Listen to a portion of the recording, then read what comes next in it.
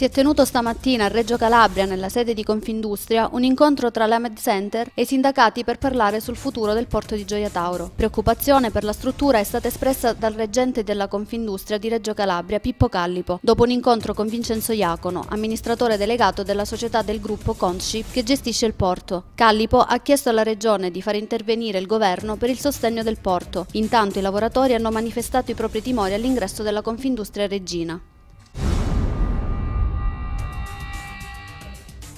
Sono 14 le misure cautelari emesse nell'operazione del nucleo di polizia tributaria di Cosenza nei confronti di altrettante persone accusate di associazione per delinquere finalizzata alla ricettazione di capi d'abbigliamento contraffatti. Nell'operazione denominata Coccodrillo, i finanzieri stanno eseguendo 5 ordinanze di custodia cautelare, una in carcere e 4 ai domiciliari. Nell'ambito della stessa operazione sono stati sequestrati 6 depositi e migliaia di capi di abbigliamento.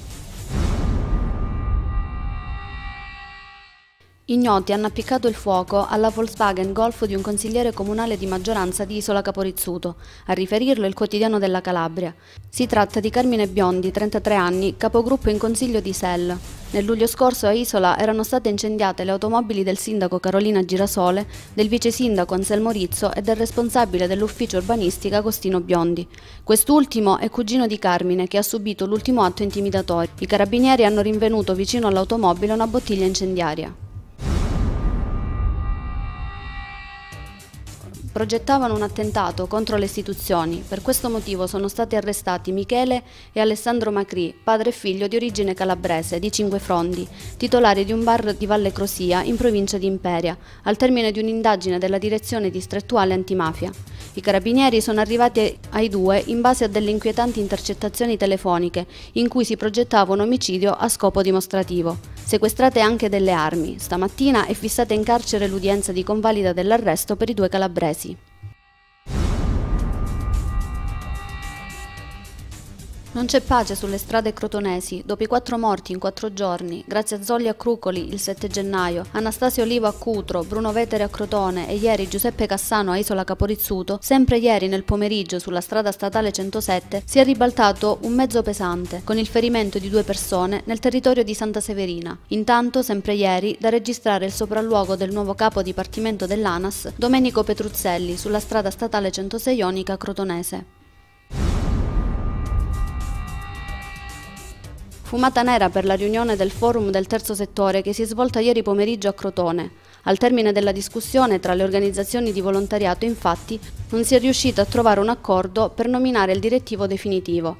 È stata nel frattempo nominata una commissione provvisoria composta da Giuseppe Frisenda, Fabio Riganello, Antonella Gallo e Franco Riolo. L'assenza delle associazioni, poi, e la conseguente mancanza di numero legale non ha consentito neanche di approvare le modifiche dello statuto previste all'ordine del giorno. Prossimo appuntamento entro il 12 febbraio.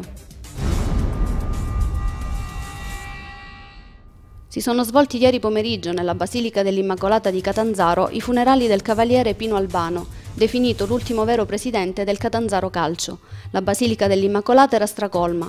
Oltre alle presenze istituzionali erano presenti tantissimi tifosi che hanno atteso l'uscita della bara, coperta con 2 maglie del Catanzaro e con tanti fiori giallorossi per rendere l'ultimo saluto al presidente.